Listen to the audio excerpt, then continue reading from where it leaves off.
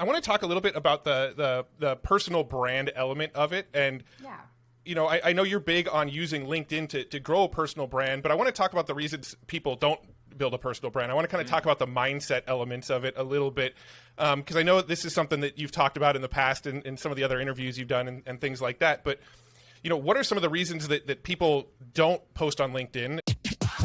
What's up, everybody? You're listening to the Hustle and Flow Chart podcast with your boys, Matt Wolf and Joe Fear. Well, the crazy thing is like, we all have personal brands, like whether you want it or not, you have a personal brand, especially entrepreneurs, but really anyone with a LinkedIn profile has a personal brand. So you might as well start owning it.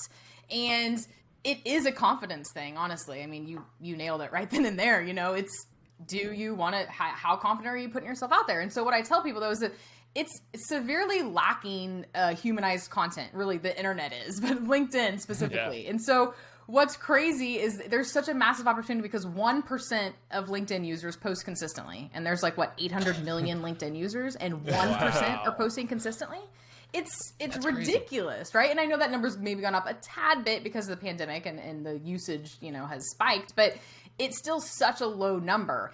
And it really is a confidence thing, honestly. It's like you have to have the confidence to just go out there and try it because guess what? Most people aren't. So when you do it, who cares? Most people are nice anyway. That's what I love about LinkedIn is the community is very nice and uplifting and encouraging. They're not assholes. They're not going to, talk down to you because you messed up in your video or something. People don't do that. So it's just one of those things where you have to just go out there and do it and realize that you are going to stand out, one, because you're doing it and most people aren't, and two, because you're being real and genuine. So if you're coming from a place of value and you're genuine, you're going to succeed, period. It's people that are trying too hard and not being genuine and doing things that you can tell what, that doesn't really, you know what I mean? If you're yourself, you're going to succeed. And so my thing is always just trying to give people the confidence to go out there and do it because you're unique. Your voice does matter.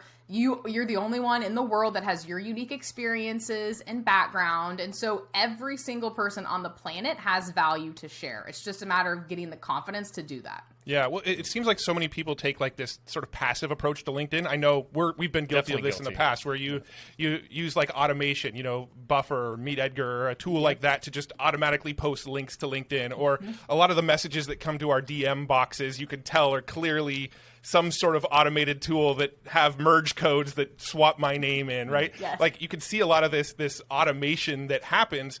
And if you do that, you're building a personal brand there as well. It's just your personal brand is the brand of a lazy person who doesn't have anything real to say yourself. Not personal. 100%. And LinkedIn nor Facebook or any social media likes when you're scheduling tools. We actually have studies where we'll have scheduled posts and then an exact same post non-scheduled, and it's crazy the amount of views that they show when you don't schedule something. And so and again you're talking about how most businesses do content marketing. Yeah, they write a bunch of generic posts and they schedule them. We schedule stuff on Twitter and stuff, so there's nothing wrong with doing that. But if you're trying to stand out and leverage your personal brand to grow your business, that's not going to cut it.